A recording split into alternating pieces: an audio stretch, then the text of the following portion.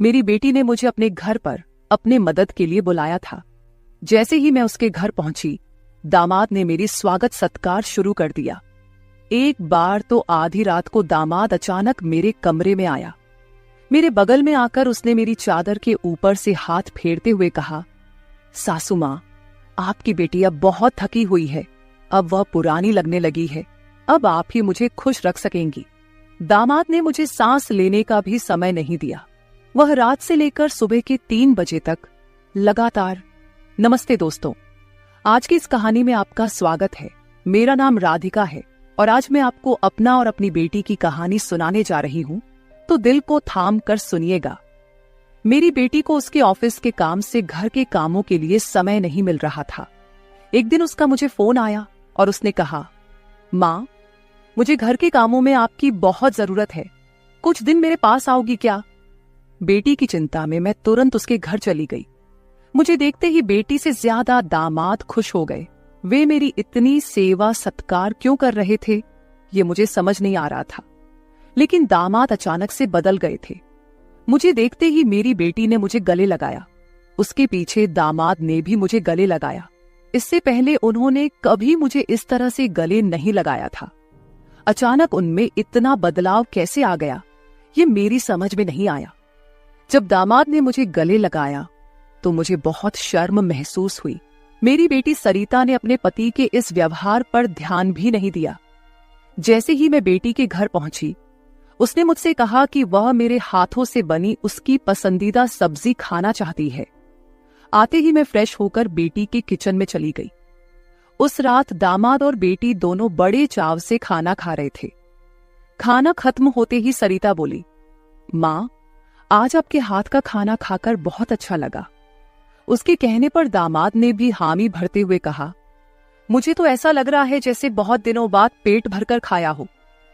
दामाद ने मेरी तारीफ किया तो सरिता ने अपने पति को गुस्से से देखना शुरू कर दिया। वह बोली, सुमित, मेरी माँ के सामने मेरी बुराई मत करो। तुम ऐसा बोल रहे हो जैसे मैं रोज खाना बनाती ही नहीं हूँ। क्या तुम रोज बाहर मेस में खाते हो? उन दोनों के बीच तू मैं शुरू हो गई। तब मैंने दोनों को शांत करते हुए कहा, सरिता, छोटी छोटी बातों को बड़ा मत बनाओ। दामाद तो बस मजाक में तुम्हारे सामने मेरी तारीफ कर रहे होंगे। वैसे भी रोज तो मैं यहाँ नहीं रहती, तुम ही अपने पति का ख्याल रखती हो। शायद वे सिर्फ हंसी मजाक कर रहे हों। मैंने अपनी बेटी से यह कहा क्योंकि मैं दामाद को कुछ कह नहीं सकती थी। खाना खत्म होते ही सरिता हाथ धोकर अपने कमरे में चली गई। मैं डाइनिंग हॉल साफ करने लगी। मेरी मदद के लिए दामाद थे। वे बोले, सरिता को तो कोई परवाह ही नहीं है। माँ, इतने दिनों बाद आप घर आईं, फिर भी वह पहले ही दिन से आपके ऊपर सारा काम छोड़कर मोबाइल लेकर कमरे में चली गई। यही तो रोज का हाल है। दामाद की बात से सहमत होकर मैंने डाइनिंग टेबल से बर्तन उठाए। तभी दामाद भी मेरी मदद के लिए किचन में आ गए। किचन से जाते वक्त दामाद ने अचानक मेरे हाथ पकड़ लिए। फिर दामाद जी बोले, सासू माँ, सच में आपके हाथों में जादू है। आपके हाथ का खाना खाकर मन बहुत प्रसन्न हो गया। आगे भी मुझे आपके इस तरह के अलग अलग रूप देखने को मिलेंगे। मेरा न कोई साला है और न कोई साली। मेरे ससुराल में तो आप ही एक हैं। अब चाहे साला, साली और बहनोई की हंसी मजाक हो या सासू माँ की देखभाल, ये सभी रिश्ते आपको ही निभाने हैं। अब मैं आपको यहां से जल्दी जाने नहीं दूंगा। मुझे दामाद का प्यार समझ में आया, लेकिन इसके पीछे उनका क्या मकसद था, इस पर मैंने ज्यादा गहराई से सोचा नहीं था। इसी तरह कुछ दिन और बीत गए। मुझे बेटी के घर आए कुछ ही दिन हुए थे। तभी मैंने महसूस किया कि उन दोनों पति पत्नी के बीच कुछ ठीक नहीं था। लगातार 3 दिन से मुझे रात को उनकी बड़बड़ाहट और दामाद की आवाज उनके कमरे से सुनाई दे रही थी। वह बात प्रेम की तो बिल्कुल नहीं थी। उन दोनों के बीच कुछ गड़बड़ थी, ये मुझे साफ महसूस हो रहा था, क्योंकि जब से मैं वहां आई थी मैंने उन्हें कभी साथ में हंसते खेलते नहीं देखा था। एक दिन शाम को सरिता ऑफिस से जल्दी घर आ गई। उसे घर पर देख मैं 2 कप कॉफी लेकर उसके कमरे में चली गई। मुझे उससे थोड़ी बात करनी थी। कॉफी का बहाना लेकर मैं उसके कमरे में गई। मैंने उसके हाथ में कॉफी का कप दिया, लेकिन वह मुझसे बात करने के बजाय मोबाइल में व्यस्त थी। तब मैंने उसका मोबाइल खींचते हुए बोली, सरिता, क्या मुझे यहाँ बुलाने का मकसद यही है कि मैं तुझे मोबाइल खेलते हुए देखूं? मैं आई हूं और तू मुझसे 2 मिनट भी बैठकर बात नहीं कर रही। अरे 2 शब्द मां से तो बोल, और अगर तुझे बात नहीं करनी तो मुझे तुझसे बात करनी है। जैसे ही मैंने उसका मोबाइल छीन लिया, उसका ध्यान मेरी ओर हो गया। वह बोली, बोलो मां, तुम्हें मुझसे क्या इतना जरूरी बात करनी है? तब मैंने उससे कहा, सरिता, तू खुद को इतनी कूल दिखाती है, क्या सच में तू वैसी ही है? क्या सच में तुम्हारे घर का माहौल इतना कूल है? मेरी बातों पर सरिता के चेहरे पर एक सवालिया निशान उभर आया। वह बोली, मां, तुम क्या बोल रही हो? मुझे तो कुछ समझ में नहीं आ रहा। जो बोलना है सीधे बोलो। अब तुम टीचर नहीं हो और ना मैं तुम्हारी स्टूडेंट, जो तुम मुझसे इतने सख्ती से बात कर रही हो। सरिता के कंधे पर हाथ रखकर मैंने उससे कहा, अरे पिछले 3 दिनों से रात को मुझे तुम्हारे कमरे से तुम दोनों की बड़बड़ाहट सुनाई दे रही है। क्या तुम दोनों के बीच सब कुछ ठीक है? अभी तुम्हें बच्चा भी होना है। अभी से ही तुम्हारे बीच अनबन शुरू हो गई है। अभी तो तुम्हें साथ में पूरा जीवन बिताना है। ये सही तरीका नहीं है। मेरी बातों का जवाब देते हुए सरिता बोली, मां, मुझसे कहने के बजाय समीर से कहो, क्योंकि हमेशा वही झगड़ा शुरू करता है। उस दिन भी देखा ना, कैसे वह खाने की टेबल पर मुझे कुछ भी बोल रहा था। फिर वह बोली, मां, अब तुम ही बताओ, मैं ऑफिस में भी थक जाती हूं। ऊपर से घंटों ट्रैफिक में फंसकर घर आना पड़ता है।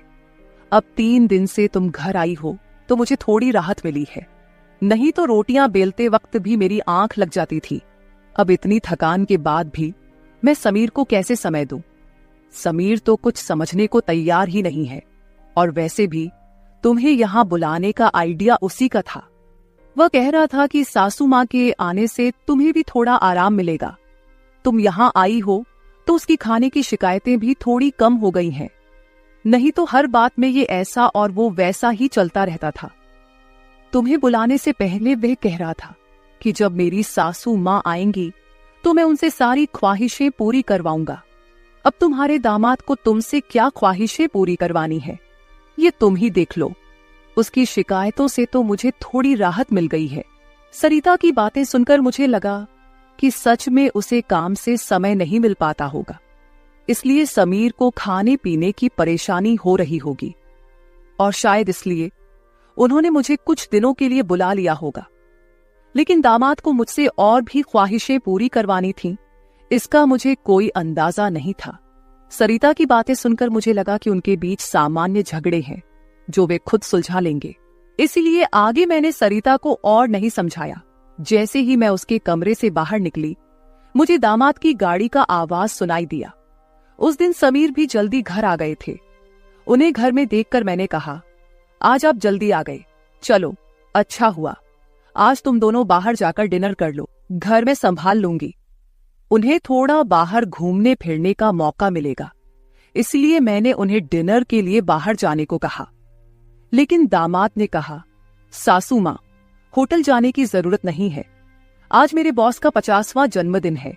बॉस ने जन्मदिन के मौके पर एक 5 स्टार होटल में पार्टी रखी है और हमें खास तौर पर उस पार्टी में बुलाया गया है।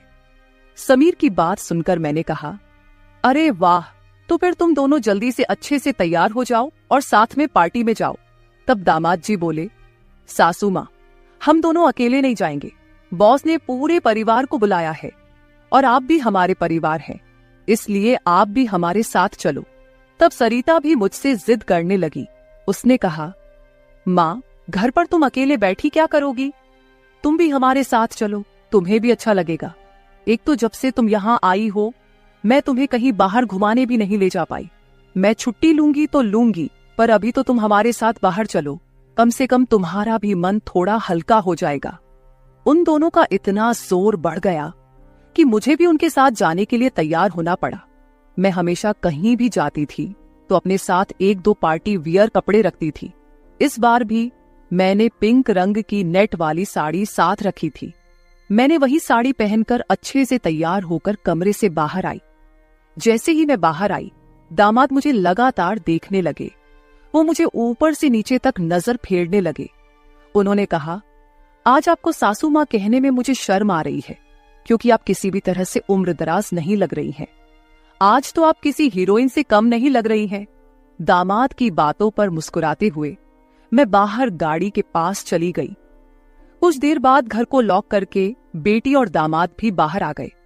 दामाद मेरी तारीफ कर रहे थे, लेकिन सरिता का ध्यान उस पर नहीं था।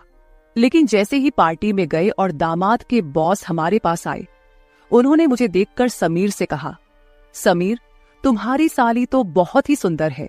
इस पर समीर कुछ बोलते उससे पहले ही सरिता बोली, बॉस, ये समीर की साली नहीं है, ये तो माँ है, ये समीर की सास है। हमारे रिश्ते को सुनकर बॉस चौंक गए। उन्होंने कहा, आपकी खूबसूरती और जवानी को देखकर ऐसा बिल्कुल नहीं लगा कि आप सासू माँ हो सकती हैं। बॉस ने अपनी गलती स्वीकारते हुए मुझसे माफी मांगी और वहां से चले गए। बॉस के जाते ही दामाद मेरी तारीफ करने लगे। उन्होंने कहा, सच में सासू माँ, आज तो आप सरिता से भी ज्यादा खूबसूरत लग रही हैं। सच में पत्नी तो ऐसी होनी चाहिए। ऐसा कहकर दामाद ने मेरे हाथ पर ताली मारी और हंसने लगे। लेकिन उनकी इस मजाक पर सरिता गुस्से से मेरी ओर देखने लगी। अब मुझे धीरे धीरे दामाद की नजरों का एहसास होने लगा था। कुछ देर बाद हम घर जाने के लिए निकल पड़े। घर पहुंचते ही सरिता और मैं एक साथ गाड़ी से उतरे। गाड़ी से उतरते ही सरिता ने मुझसे कहा, माँ, आज के बाद तुम्हें इतना सजने संवरने की कोई जरूरत नहीं है। थोड़ा अपनी उम्र के हिसाब से रहना सीखो। गुस्से में तीखे शब्द बोलते हुए सरिता पैर पटकती हुई घर के अंदर चली गई। मुझे उसका गुस्सा कुछ समझ नहीं आया। असल में मुझे तो किसी भी बात पर गुस्सा आने का सवाल ही नहीं था। फिर भी सरिता मुझसे नाराज होकर पैर पटकते हुए घर के अंदर चली गई थी। नादान लड़की सोचकर मैंने उसकी बातों को नजरअंदाज किया और घर में जाकर अपने कमरे में चली गई। कुछ देर बाद फ्रेश होकर मैंने रात में सोने के लिए नाइट गाउन पहन लिया। रोज की तरह सोने से पहले मैंने अपने हाथ पैरों पर बॉडी लोशन लगाया। तभी अचानक दरवाजे पर दस्तक हुई। दरवाजे पर दामाद थे। हमारी नजरें मिलते ही दामाद ने कहा, सासू माँ, अंदर आ सकता हूं। ये घर उनका ही था, फिर भी वो कमरे में आने के लिए मुझसे अनुमति ले रहे थे। मैंने कहा, ये घर तो आपका ही है, मेरी अनुमति लेने की क्या जरूरत, आप यहां कभी भी आ जा सकते हो। फिर हंसते हुए दामाद कमरे के अंदर आ गए। उन्होंने मेरी ओर देखकर कहा, सासू माँ, सच में आज आप बहुत सुंदर लग रही थी। वैसे तो मैं आपको कभी यह कॉम्प्लीमेंट देना चाहता था कि आप आज भी जवान और खूबसूरत दिखती हैं। कभी कभी सच में आपको सासू माँ कहने में मुझे शर्म महसूस होती है। कभी कभी तो आपको नाम से बुलाने की इच्छा होती है।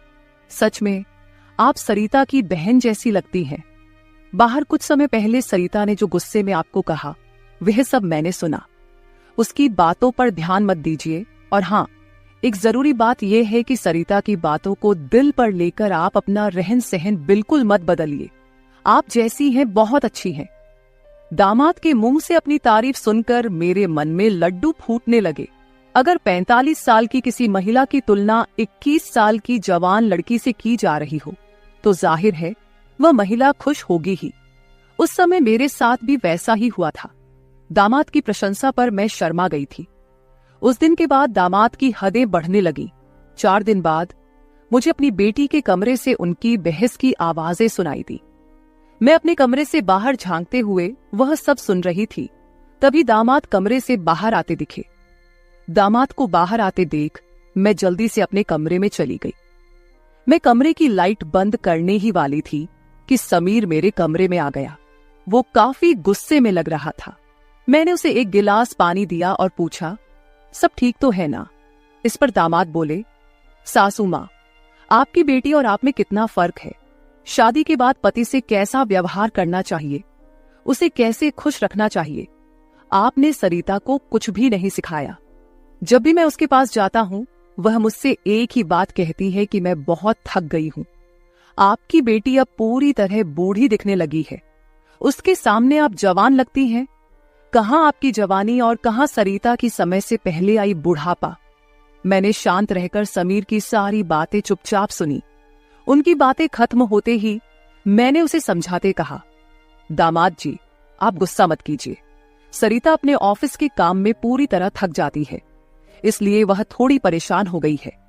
कुछ दिन आप दोनों बाहर घूमने चले जाइए, सब कुछ ठीक हो जाएगा। काम की भाग दौड़ में खुद के लिए भी समय निकालना जरूरी है। इस पर दामाद बोले, मैं तो सब कुछ करने के लिए तैयार हूँ, लेकिन आपकी बेटी को ऑफिस से छुट्टी लेने की इच्छा होगी, तभी मैं भी उसके साथ कहीं जा सकूंगा।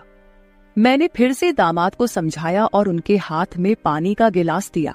दामाद से बात करते हुए अनजाने में मेरा हाथ उनके पैर पर रख दिया गया। अचानक दामाद ने अपने पैर पर रखा मेरा हाथ अपने हाथ से पकड़ा और मेरे हाथ से गिलास को एक ओर रखते हुए दूसरे हाथ से मेरे चेहरे से बाल हटाकर बोले, सासू माँ, आप सच में बहुत सुंदर हैं। आपको देखकर तो सरिता को देखने की इच्छा ही नहीं होती। कहाँ आपके चेहरे का तेज और कहाँ सरिता की झुर्रियां। दामाद मेरे सामने मेरी बेटी की बुराई कर रहे थे। मैंने उन्हें कहा, आप मेरी सुंदरता की तारीफ कर रहे हैं, इसके लिए धन्यवाद, लेकिन जिस लड़की के बारे में आप बुरा भला कह रहे हैं वह मेरी बेटी है, ये मत भूलिए। दामाद बोले, सासू माँ, मैं कुछ गलत नहीं कह रहा हूं, जो सच है वही कह रहा हूं। अब सरिता बूढ़ी दिखने लगी है तो क्या करूं? आपके सामने वह सच में फीकी पड़ती है। आपकी सुंदरता बेहद मनमोहक है। बोलते बोलते दामाद की नजर मुझ पर टिकने लगी थी। तब मैंने उनसे कहा, अब काफी रात हो गई है, आपको जाकर सो जाना चाहिए, नहीं तो सरिता यहाँ आ गई तो वह और नाराज हो जाएगी। मैंने दामाद को जैसे तैसे अपने कमरे से बाहर किया, नहीं तो वह रात भर मेरे कमरे में ही बैठे रहते। खैर, जो भी हो, लेकिन समीर ने मेरी जो प्रशंसा की वह मुझे बहुत पसंद आई। अगले दिन शाम को जब दामाद ऑफिस से घर आए तो उन्होंने कहा, सासू माँ, कल मुझे 2 टिफिन पैक कर दीजिए, और वो भी भरकर। जब से आप मेरा टिफिन बना रही हैं, ऑफिस में मेरी क्रेडिट कुछ ज्यादा ही बढ़ गई है। मेरे दोस्त रोज मेरे टिफिन की तारीफ करते रहते हैं, और आज तो मेरे बॉस ने भी मेरी तारीफ की। सबको लगा कि मेरी पत्नी ने इतना अच्छा खाना बनाया है, लेकिन मैंने सबका भ्रम दूर कर दिया और उन्हें बताया कि यह जादू मेरी पत्नी के हाथों में नहीं, बल्कि मेरी सासू माँ के हाथों में है।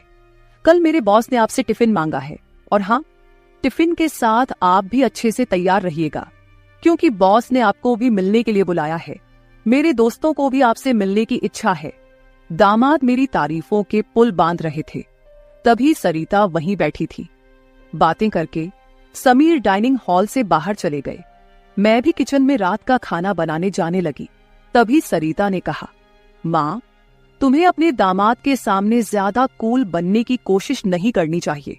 मैंने तुम्हें उसी दिन समझाया था कि तुम्हें अपनी उम्र के हिसाब से रहना चाहिए। अब ना तुम नौकरी करती हो, ना पापा है, तो तुम्हें इन सब नखरों की क्या जरूरत है? कल तुम समीर के ऑफिस जा ही रही हो, तो एकदम साधारण और सादगी से जाओ। मुझे तुम्हारा यह टाप टिप रहना बिल्कुल अच्छा नहीं लगता। मेरी अपनी बेटी मुझ पर हुक्म चलाने लगी थी। उस समय मुझे सरिता की बातों पर बहुत गुस्सा आया। मैंने उससे कहा, सरिता, उस दिन मैंने तुम्हें बच्चा समझकर कोई जवाब नहीं दिया, लेकिन अब तुम्हारी हिम्मत बढ़ती जा रही है। याद रखना, मैं तुम्हारी माँ हूं, ये मत भूलना। मुझसे बात करते समय अपनी जुबान का ख्याल रखो। एक बात तो तुम्हें भी अच्छे से पता है कि मुझे हमेशा से टापटिप रहने की आदत है। मैं अपनी आदत किसी के कहने से नहीं बदलूंगी। इंसान जितना अच्छा रहता है उतना ही फ्रेश दिखता है, यही मेरा मानना है। तुम चाहे कुछ भी कहो, मैं अपनी रहन सहन नहीं बदलने वाली। अगर किसी को बदलना है तो तुम खुद को बदलो, अपना चिड़चिड़ा स्वभाव बदलो। कभी कभी तो मुझे लगता है कि तुम मेरी ही बेटी हो या नहीं। उस दिन पहली बार मैं अपनी बेटी से इतने गुस्से में बात कर रही थी। इससे पहले सरिता ने भी कभी मुझसे इतने कटु शब्दों में बात नहीं की थी, इसलिए उससे गुस्सा होकर मैं किचन में चली गई। उस रात खाना खाते समय भी मैंने किसी से बात नहीं की। अगले दिन दोपहर के 1 बजे के बाद मुझे मेरे दामाद का फोन आया, तो मैं तैयार होकर उनके ऑफिस जाने के लिए निकली। शाम को मैं और समीर साथ ही घर लौटे। मुझे और समीर को साथ देखकर सरिता और भी ज्यादा नाराज हो रही थी। अब मुझे उसकी नाराजगी से कोई फर्क नहीं पड़ता था। वो तो अपने पति को भी खुश नहीं रख पाई थी। मैंने भी अब उससे किसी तरह की कोई उम्मीद नहीं रखी थी। लेकिन इधर मेरे दामाद अब मुझसे बहुत अच्छे से पेश आने लगे थे। हर 2-3 दिन में वो मुझसे कहते कि उनके ऑफिस में उनके दोस्तों ने या कभी उनके बॉस ने मुझसे मिलने के लिए बुलाया है। उस दिन भी सुबह नाश्ता करते समय दामाद ने मुझसे कहा, सासू माँ, घर के सारे काम जल्दी निपटा लीजिए क्योंकि आज भी आपको ऑफिस जाना है। मैंने उनकी बात पर सहमति जताई। जैसे ही समीर ऑफिस के लिए निकले, सरिता ने मुझे घेर लिया। उसने कहा, माँ, मैं कुछ दिनों से देख रही हूँ रोज तुम अपने दामाद के ऑफिस जा रही हो, शाम को उनके साथ हंसती खेलती घर लौटती हो। अब भी तुम दोनों में सास दामाद का रिश्ता बरकरार है या फिर सीमाएं पार हो गई हैं? उस समय सरिता कुछ ज्यादा ही बोल गई थी। मैंने उस पर जोर से चिल्लाई, फिर भी उसे कोई फर्क नहीं पड़ा। उसने कहा, मुझ पर चिल्लाने की बजाय एक बार यह सोचो कि तुम्हारा और तुम्हारे दामाद का रिश्ता किस मोड़ पर जा रहा है। अगर मेरी बात समझ में नहीं आई तो तुम यहां से जा सकती हो। उसकी बातें सुनकर मेरी आंखों से आंसू बहने लगे। मेरे आंसुओं की परवाह किए बिना सरिता ऑफिस चली गई। उसके बाद 5 घंटे बीत गए, लेकिन मैं अपने कमरे में बैठी आंसू बहाती रही। समीर के लगातार फोन आ रहे थे, लेकिन मैंने फोन उठाने से इनकार कर दिया। 5 घंटे बाद मैंने खुद को संभाला और अपना बैग पैक करने लगी। जैसे ही मैं सरिता के घर से निकलने लगी, दरवाजा खोलते ही मैंने देखा कि बाहर मेरा दामाद गाड़ी पार्क कर रहा था। मुझे अचानक जाता देख उन्होंने मेरा हाथ पकड़ा और सीधे घर के अंदर ले आए। कमरे में पहुंचते ही समीर ने मेरा बैग खाली कर दिया। वह बोले, सासू मां, ये क्या हो रहा है? आप बिना कुछ कहे यहां से क्यों जा रही हैं? मैंने उन्हें सरिता की बात कुछ नहीं बताई। मैंने कहा, मेरे कारण शायद आपके रिश्ते में दूरियां आ रही हैं। अब मुझे भी यहां आए काफी दिन हो गए हैं। मैं अपनी बेटी का घर नहीं तोड़ना चाहती। आप अपने जीवन में खुश रहिए, अब मुझे यहां से जाना चाहिए। मैं फिर से अपना बैग पैक करने लगी। तभी दामाद ने मुझे अपनी ओर घुमाए। फिर मेरे कंधे पर हाथ रखकर उन्होंने कहा, सासू मां, जरूर सरिता ने आपको कुछ बुरा भला कहा होगा। मैंने आपको पहले ही समझाया था कि उसकी बातों पर ध्यान न दे। वह मूर्ख है, उसे खुद को संभालना नहीं आता। मुझे तो लगता कि आपकी बेटी आपसे जलने लगी है। जो लोग जलते हैं वे दुआ नहीं देते, इसलिए आपको भी बेफिक्र होकर ठाठ से रहना चाहिए। समीर मुझे हंसाने की कोशिश करने लगे। मेरी आंखों में आंसू देखकर उन्होंने मेरे आंसू पोंछे और कहा, किसी की बातों से इतना हताश मत होइए, मैं आपके साथ हूं। उनके बोलने में एक अलग ही प्यार था। उस दिन के बाद से रोज रात को जब सरिता सो जाती, समीर मेरे कमरे में आने लगे। अब उनका मेरे कमरे में आना मुझे खटकता भी नहीं था, क्योंकि हमारा रिश्ता एक अलग ही मोड़ पर जाने लगा था। अब समीर मेरे सिर्फ दामाद नहीं रहे।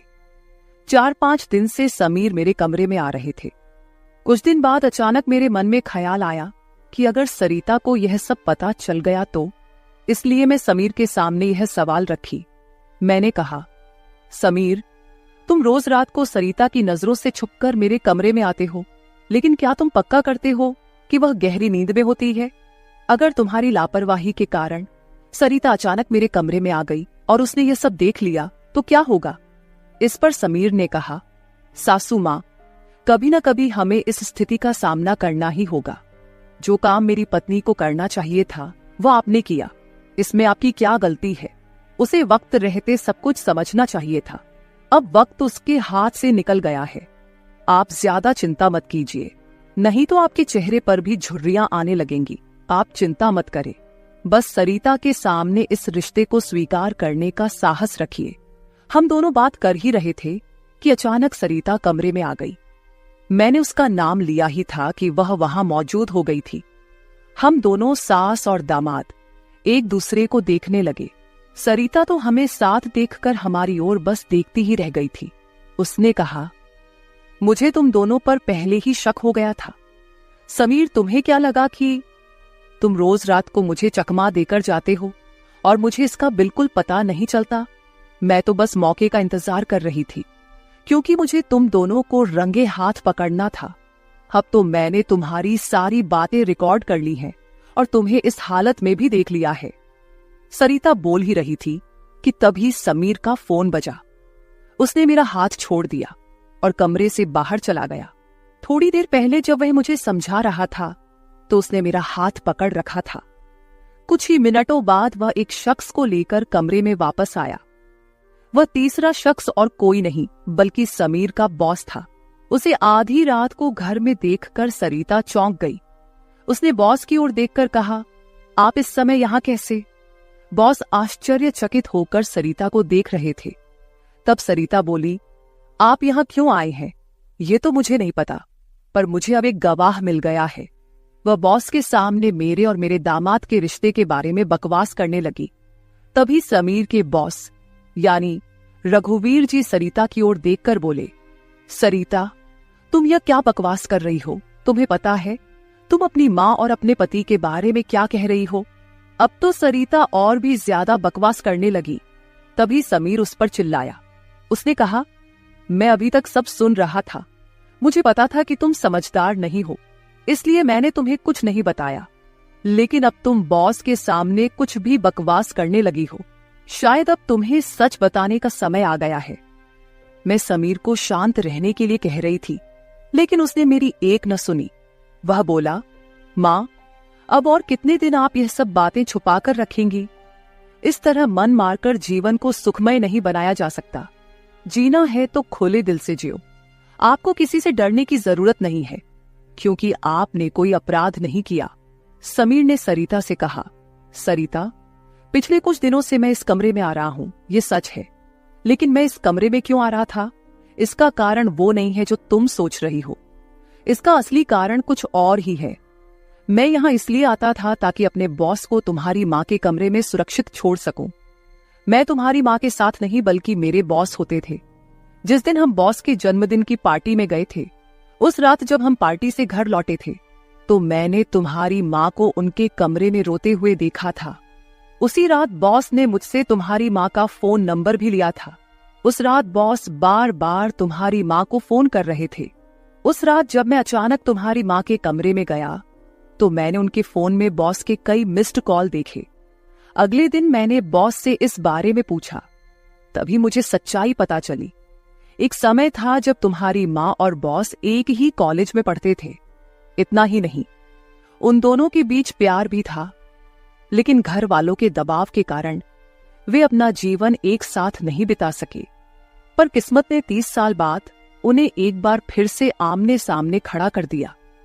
तुम्हारी माँ कुछ बोलने के लिए तैयार नहीं थी, लेकिन बॉस की वजह से मुझे उन दोनों के रिश्ते के बारे में पता चला। तब से मैंने जानबूझकर कभी दोस्तों का बहाना बनाया तो कभी बॉस का, ताकि तुम्हारी माँ और बॉस को एक दूसरे से मिलवा सकूं। धीरे धीरे मैंने तुम्हारी माँ के चेहरे पर खुशी देखनी शुरू की। वह भी अपना पुराना रिश्ता जीने लगी, लेकिन तुमने इसे गलत समझा और माँ पर गलत आरोप लगाए। तुम्हारे आरोपों के बाद तुम्हारी माँ ने घर से बाहर निकलना बंद कर दिया। तब से मैंने इस प्रेमी जोड़े की मुलाकात अपने घर में ही करानी शुरू कर दी। तुम्हारी माँ जानती थी कि तुम इस उम्र में उनके और बॉस के रिश्ते को स्वीकार नहीं करोगी, इसलिए उन्होंने कभी तुमसे खुलकर बात नहीं की।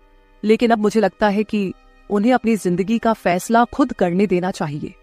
सरिता बोली, समीर, तुम मेरी माँ को उनके प्रेम से मिलने के लिए इतना प्रयास कर रहे थे। तुम दामाद होकर भी कोई आपत्ति नहीं कर रहे थे और मेरी माँ को एक बार फिर से जीने का मौका दे रहे थे। मैं आगे बढ़ी और सरिता से आंसू भरी आंखों के साथ बोली, मुझे माफ कर दे बेटी, मुझे इस उम्र में यह सब नहीं करना चाहिए था। मुझे रघुवीर से फिर से नहीं मिलना चाहिए था। लेकिन तू चिंता मत कर, सुबह होते ही मैं यहां से चली जाऊंगी। मैं रघुवीर से कभी नहीं मिलूंगी। इस उम्र में मुझे यह बातें तुम्हारे मुंह से सुनने से पहले ही मैं यहां से चली जाती हूं। मेरी आंखों में आंसू देखकर सरिता बोली, मां, मुझे माफ कर दो। मैंने तुम्हें समझा ही नहीं, ना मैंने कभी तुम्हारे अकेलेपन को महसूस किया। अब वो समय तो बीत गया, पर अगर तुम मेरे लिए जी सकती हो तो फिर मैं तुम्हारी खुशी में क्यों नहीं शामिल हो सकती। तुम्हारे समय में दादा ने तुम्हारी शादी नहीं होने दी होगी, लेकिन अब मैं उनके नक्शे कदम पर नहीं चलूंगी। मैं तुम्हें और बॉस को आपके आगे के जीवन के लिए ढेर सारी शुभकामनाएं देती हूं। बॉस मुझे मेरे पिता के रूप में स्वीकार है। बेटी की सहमति सुनकर मेरी आंखों में आंसू भर आए। रघुवीर भी मेरी तरह ही अपने जीवन में अकेले थे। अगले 3 दिनों के भीतर मेरी और रघुवीर की रजिस्टर्ड मैरिज मेरी बेटी और दामाद की मौजूदगी में हो गई। शायद ये पहली बार हुआ होगा कि एक बेटी ने अपनी मां की विदाई की थी। मेरी विदाई के समय मैंने सरिता को एक सीख दी। मैंने उससे कहा, सरिता, पैसा सब कुछ नहीं होता, इसीलिए हमेशा पैसे के पीछे भागना छोड़कर कभी अपने परिवार पर भी ध्यान देना चाहिए। कर्तव्यों से भागकर ना तो जीवन पूरा होता है, ना ही खुशियां मिलती हैं। अब समय आ गया है कि तुम अपनी जिम्मेदारियों पर ध्यान दो। सरिता ने मुझसे वादा किया कि आगे से वो अपने घर की जिम्मेदारियों को निभाने में पीछे नहीं हटेगी।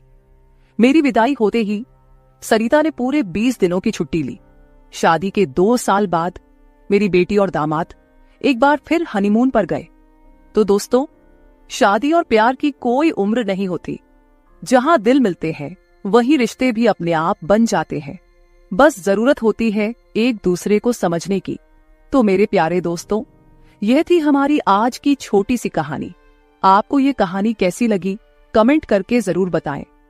अगर आप ऐसी ही और भी इंटरेस्टिंग और रोमांटिक कहानियां सुनना चाहते हो तो चैनल को सब्सक्राइब जरूर कर ले और बेल आइकॉन ऑन कर ले, ताकि आपको मेरी आने वाली नई वीडियो की सूचना तुरंत मिल सके। कल मिलेंगे एक और नई कहानी के साथ। धन्यवाद।